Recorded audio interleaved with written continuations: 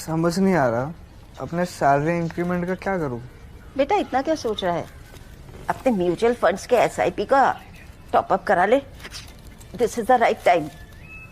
क्या समझ में नहीं आया? बेटा इतना क्या सोच रहा है? अपने म्यूचुअल फंड्स का एसआईपी टॉप अप करा ले। This is the right time. आप समझा?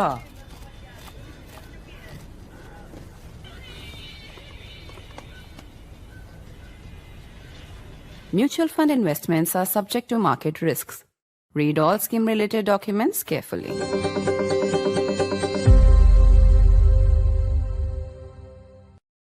In the end, 3.5 hours was all it took for a big strategic recalibration between India and the UAE.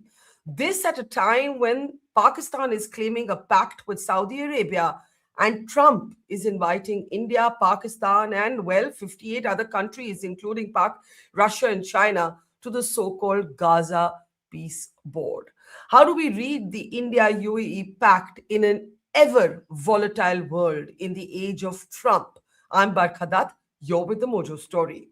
On the program today, the deal between India and the UAE was eventually 10 times bigger than the Saudi Arabia-Pakistan Pact. And it took a little over 3 hours to forge. It was a lightning visit and a visit where Prime Minister Modi addressed the UAE leader as his brother. You can see those images there. The outcome was dramatic. We're talking about a $200 billion trade deal and 90 minutes that took to forge it. The timing of the deal is all important. Of course, at first glance, it may be seen as a counter, a strategic move on the chessboard of geopolitics to the Saudi Arabia-Pakistan pact that has been compared to a NATO-style pact. Of course, in the age of Trump, that parallel may be quite ironic because NATO virtually has no meaning today. Trump has shared a post where he shows both Canada and Greenland as part of the United States of America. But of course, Pakistan must be jolted, and yet the deal must be seen as going well beyond countering Pakistan and Saudi Arabia and the pact between them. We live in an ever increasingly volatile time, a VUCA world as it's often called, and Trump is making it more and more uncertain every day. There is churning taking place in West Asia. There are expected US strikes in Iran. We don't know if and when, but it's certainly a possibility on the table. And then there's Trump's Gaza Peace Board, one to which he has even invited India alongside Pakistan, Russia, and China. To talk about the significance of this deal, I want to welcome a very special guest to the program today. General Atta Hasnain is with us. Let me introduce him first up. He's, of course, the former General Officer Commanding of the 15th Corps. Has an excellent article on the deal that I encourage all of you to read. Welcome, sir. Always a pleasure. Veteran diplomat, Ambassador Prabhu Dayal is with us. Welcome, sir. Seeing you after ages. Welcome back to the program. And also joining us is Dr. Tara Karta, one of our finest strategic affairs minds. Welcome, all three of you, to the program. General Hasnain, let me start with you. One sentence that really leapt out of your excellent article was that sometimes the shortest visits have the longest implications. And, you know, this was meant to be a couple of hours. It ended up being a little over 3 hours. And, you know, we know the outcome. What is the biggest takeaway for you? There is, of course, the value of the trade deal that has been agreed to. Do you see it as a kind of direct counter to the Saudi-Pakistan pact, or does it need to be seen in a much larger framework than that? Thank you, Barkha. Thank you for inviting me for the program. And your last sentence, the larger issues. I think West Asia is the area which is emerging as the virtual center of gravity of the world at the moment. The Indo-Pacific is forgotten. Europe is there as a runners-up at the moment. And of course, a lot of attention on Greenland and homeland security of the United States. But it is West Asia which is forming the fulcrum of everything. Turkey, Iran, Saudi Arabia, the UAE, lots of countries coming together into this whole game. Pakistan from South Asia joining in. And of course, India, the middle part, among the bigger elements also coming into it. When you look at this entire game and you see the recalibration going on, you will realize that there is no end game at the moment. This is just the start point. This is a complete recalibration which is going on in West Asia post the end of the Gaza conflict. Well, the Gaza conflict has ended in terms of violence, but not everything else. But at the end of the Gaza conflict, the weakening of Iran after the joint Israeli-US strikes against Iran, a lot of things have changed, and therefore it was essential that a recalibration will take place. Countries such as Saudi Arabia, Qatar, UAE, etc. are relooking and reviewing their entire security, and you find external players like Pakistan becoming important in this entire game. So we have not reached anywhere, not even halfway in the recalibration process, which is on at the moment. This particular visit, the way I see it, MBZ's visit, was an aspect of reassurance more than anything else. I think you wrote that the very fact of the visit was almost more important than its outcome because of the way it happened. It was like, a major world leader can just drop by, have a meeting with the Indian leader and leave. I think the very important aspect of it from an Indian point of view was that the last 11 or 12 years of Mr. Modi's hard work on West Asia seems to be completely paying off. I remember the year 2018 when in the first 8 or 10 weeks of that year, we had visits from all over West Asia. Mr. Modi was himself going there. He going to Abu Dhabi, looking at the temple land at that particular time, Jordan, Palestine, all over the West Asian areas. And I don't know how many visits he has made to that region, how many people have come from there to India. So this is a very important relationship which he decided, and the UAE forms probably the hub of the entire thing. The most enduring part of this relationship with this region at the moment appears to be with the UAE. And I think it just stands to reason that is the particular reason why MBZ decided to come for a degree of reassurance all the way here, a personal visit, and I think a tremendous amount achieved in terms of optics and, should I say, the psychology of this entire thing. Yeah. That's very interesting. And Ambassador Dayal, I was just saying in my introduction before you joined that when the Saudis and Pakistan sort of forged their pact, it was compared to a NATO-style alliance, and an attack on us is an attack on you. But today in Trump's age, NATO-style alliance means nothing. NATO has been shown to be quite limp in its capacity to do anything if Trump were to actually move on Greenland. So that notwithstanding, what for you is the most important thing? And can we talk also a little bit about Trump's invitation to India on this so-called Gaza Peace Board? Well, first of all, thanks for having me on your show.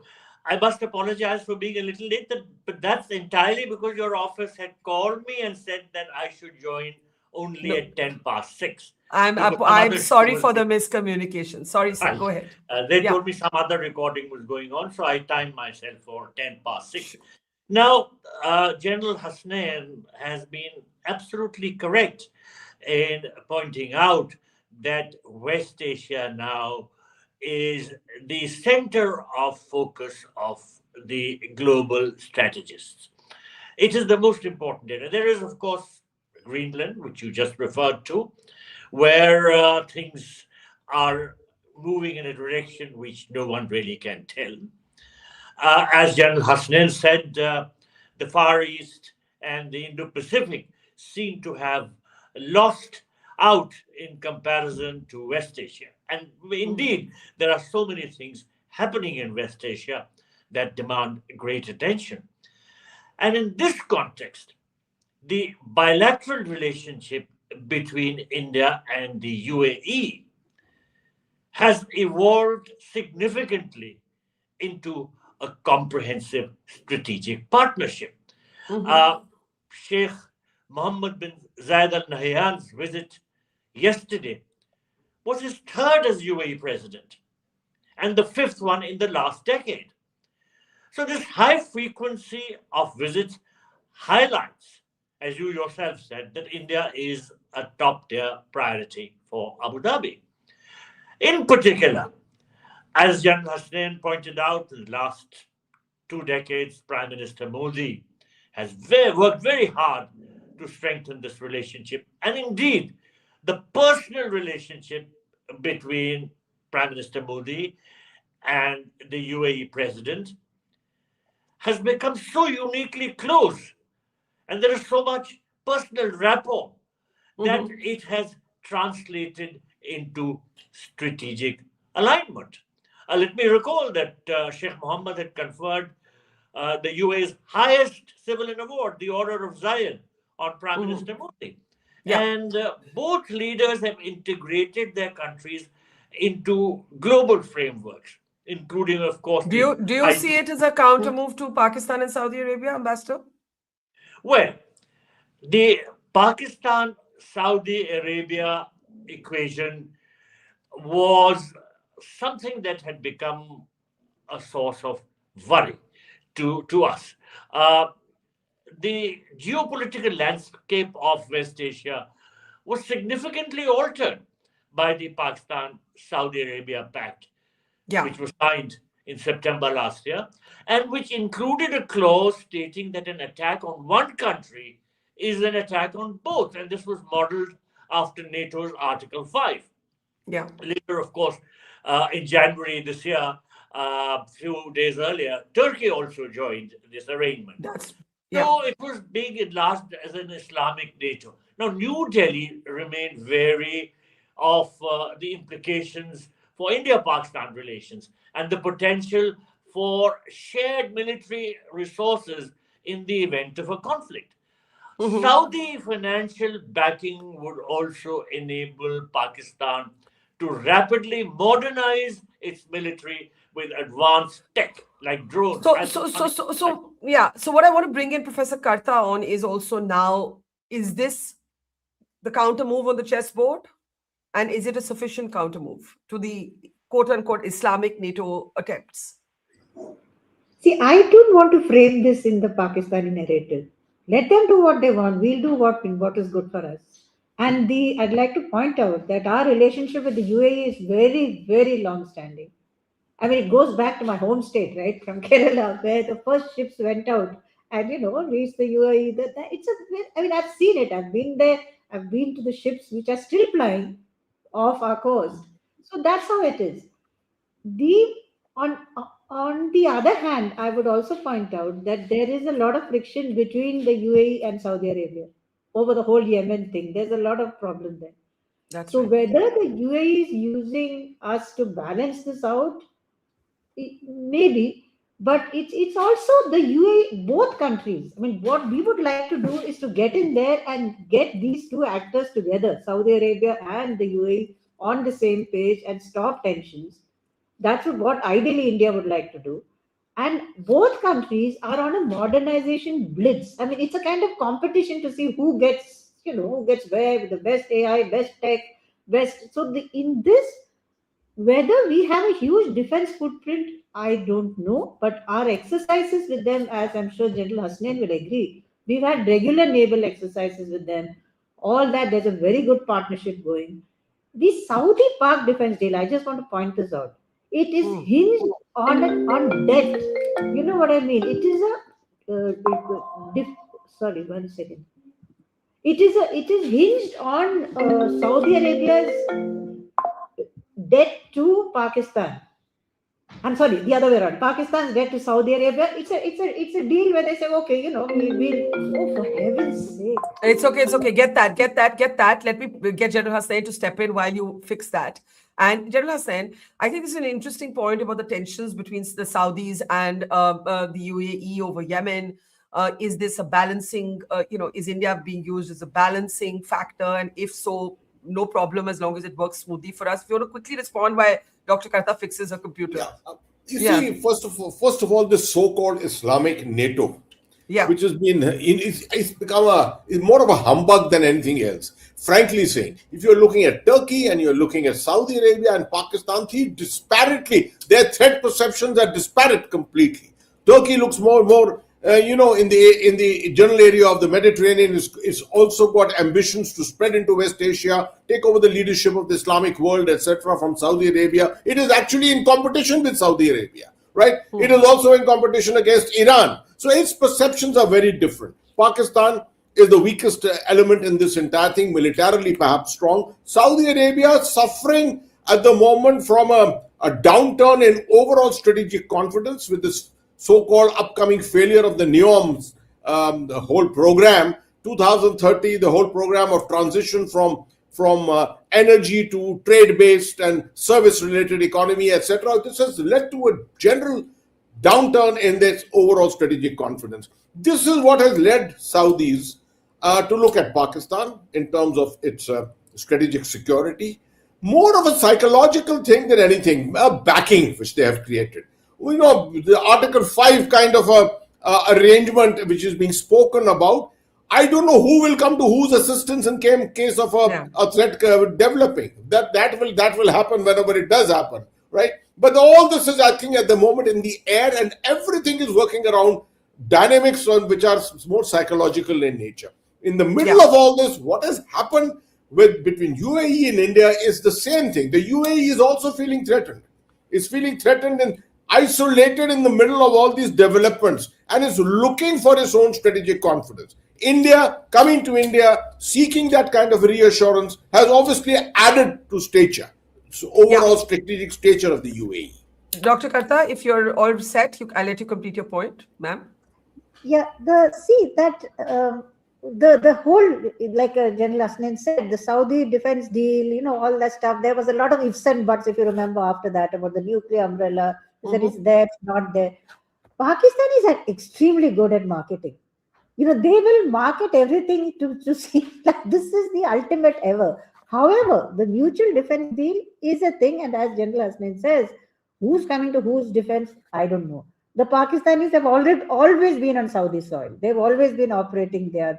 So it's actually not that much of a biggie. So I don't want to link the visit of UAE to this. This is our independent policy, which has been extremely fruitful. With this government, our West Asia policy has taken a complete overhaul. So we have good relations with the Saudis as well. Right. So let me now then address the tough question in the room, and I'll start with you, Ambassador Dayal. Trump makes an offer to India to join the so-called Gaza Peace Board. Now, Bloomberg reports that there's a $1 billion price tag to this.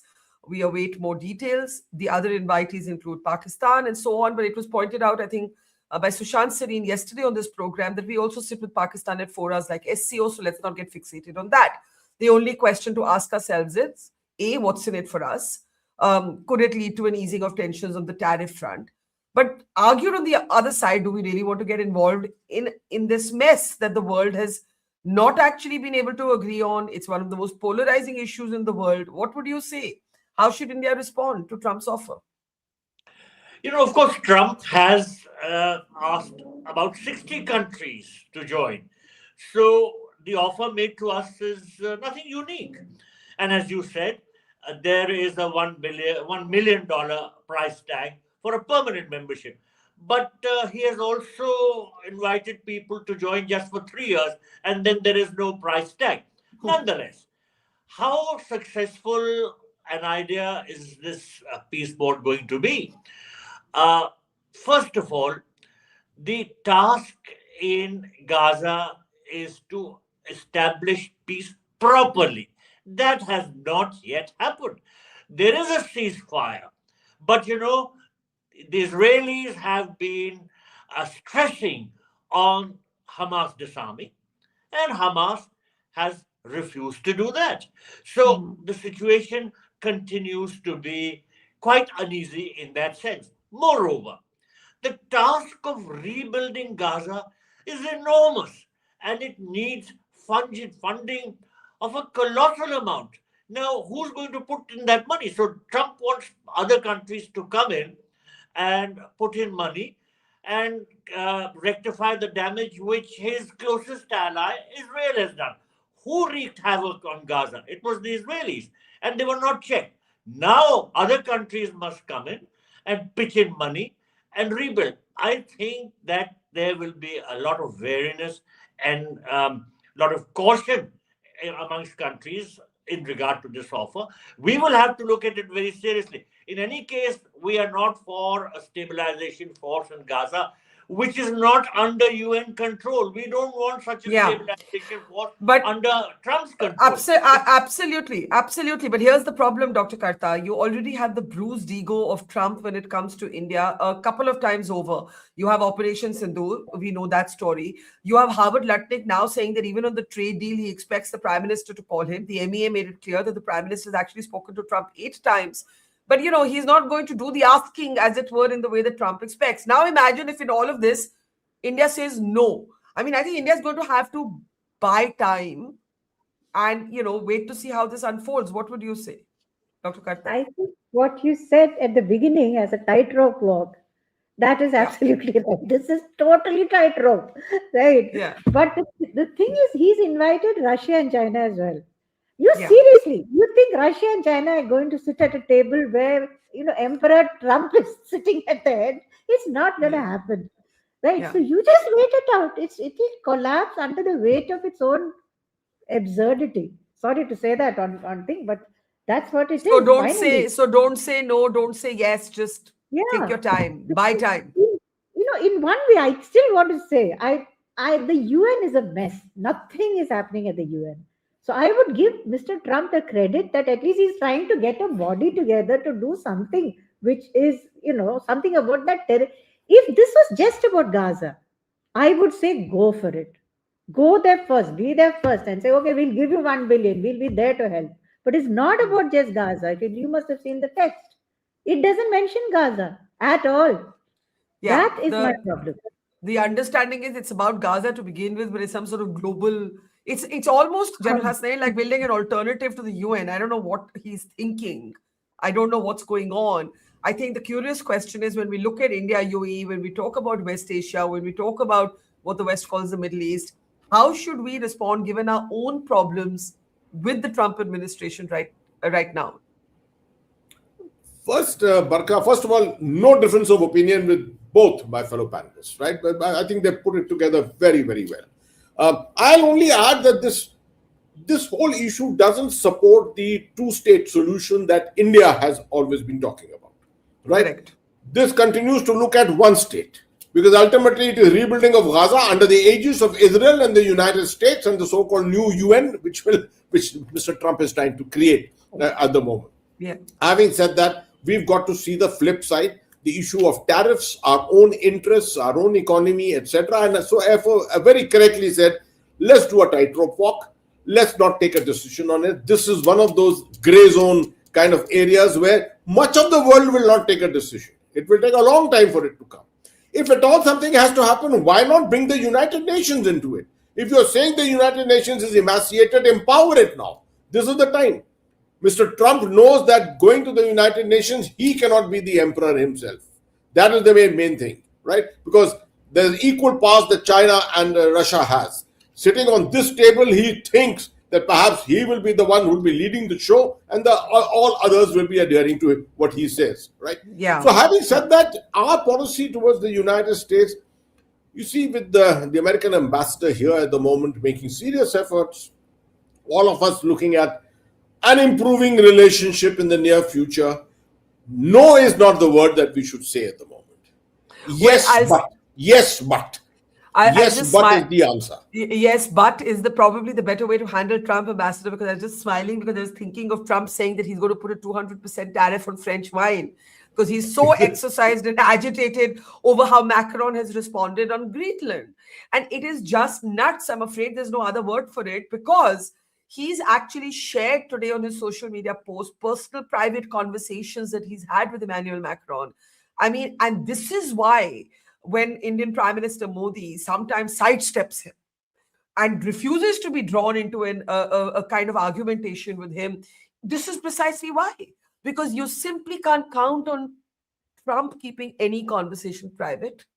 You can't count on him to not twist it, right? And so, do you agree with General Hasnain that the answer has to be yes, but on the Gaza Peace Board offer? Well, yes, of course. Anything to be where you're dealing with Trump has to be in the yes, but fashion. You know, he has a huge ego. That is the basic problem with dealing with Trumpism. In fact, he himself had written an article in the New York Times in 1995 when he was only a businessman. And that is, the title was, What My Ego Wants, My Ego Gets. So his ego is the driving force. And even as President of the United States, he has made his ego the decisive driving force of US foreign policy. So there's no end to what he wants. And it's impossible to please him. So I think the best way is to just not annoy him if possible, but sidestep. And incidentally, India has not hesitated to hit back to some extent. Recently, India has put tariffs on lentils coming from America. And lentil growers from the states which are important for Trump are running to him and they want him to intervene with Prime Minister Modi. So there are ways to get at Trump, and I'm sure that we know it, but certainly he's most unpredictable and dealing with him is a challenge. So, Dr. Kartab, before I give General Hasnain the last word, Iran, we've said West Asia is the center of gravity right now, center of geopolitical gravity. Let's assume Trump does strike Iran, right? How would India respond? On Venezuela, we took no position. On Iran, it would be more complicated to take no position. I don't think so. I think there is always the Greenland thing to fall back upon. If things sort of blow up, then you're off the hook, right? But I don't see those Iran strikes as happening just now. There's a lot of I don't see that happening. If it does, I think you didn't. It's not us not saying anything. China didn't say anything. Where is this great power which is supposed to be still taking oil from Iran, which has got this railway line? They've kicked us out of Chabahar. What do you want me to do? There has been problems with Iran and Chabahar also. The whole progress of that thing was because Iranians are a little difficult to deal with, and that's putting it mildly. But this is, we are very clear on our position that there should not be war. That even with Israel, we've been saying, listen, let's put an end to this. But I think it's time we started upping our, the wolf warrior aspect in getting the global south in quotes, whoever those countries are, which I'm not terribly clear, get them together to have some kind of a pushback against what's happening. This is ridiculous. You go to Greenland, you go to Iran, you go to something else. Someone has to stand up. And please believe me, it's not just the US, sir. There is Denmark also involved in much of what's happening in Greenland. It's not a black and white situation. Okay. General Hasnain, I feel a little more skeptical about the capacity of the Europeans to actually take on Trump. Even Starmer has broken ranks with the Europeans. He just doesn't know what to do in these circumstances. I think NATO, once considered one of the most powerful military alliances in the world, has actually been shown in the age of Trump to have more bark, less, and not enough bite. Closing word to you. From an Indian perspective, what should we be most concerned about in this sort of VUCA world? Well, I would first of all bat along and say that we haven't done too badly in considering the fact that we are living with such complexities and such threats to our overall strategic security when it looks at our economy and tariffs and things like that. I think being quiet, not being too vocal, playing quiet diplomacy, taking our decisions to a level of dilution, for example, bringing down the level of oil or energy that we import from Russia and talking about that more vociferously, these kind of things have made a difference. And the next 3 years that Mr. Trump is going to be there, these challenges are going to keep on increasing. No one can look for black and white decisions to say this is right and this is wrong. You will have to play along exactly like that. As far as Europe is concerned, I foresee that all efforts of trying to push back against the United States are going to fall flat very soon. Because overall European security ultimately depends on American presence. Without American cover, American nuclear cover overall, there is really no security that Europe has. So having said that, I think we have to go along, play along, and we have that as I want to reinforce this, that we have not done too badly. A lot of people feel very critical that India is neither here, neither there. This is the typical situation of grey where we have to play that policy. Absolutely. Before I close, Tarama, you had a point to make? Just a quick point. We've had 7 FTAs, I think, in the last 3 years. Everybody is making a beeline for India. So it's not that, like General Hasnain says, we are doing our thing, but we are doing it quietly. So I recently you had New Zealand here, you had Australia, you've got France, you've got just about everybody coming in here. So that is the world. It's like a shifting kaleidoscope, and it is shifting very fast by the day. And I think the ME is doing a tremendous job. They're doing a tremendous job in keeping up. I would just say that, doffing my hat to strategic policy architects of India at this moment, because as General Hasnain opened the program with this comment, he said there's no end game. When you have to make strategy with no end game, it calls for the kind of agility that the textbooks can't teach you.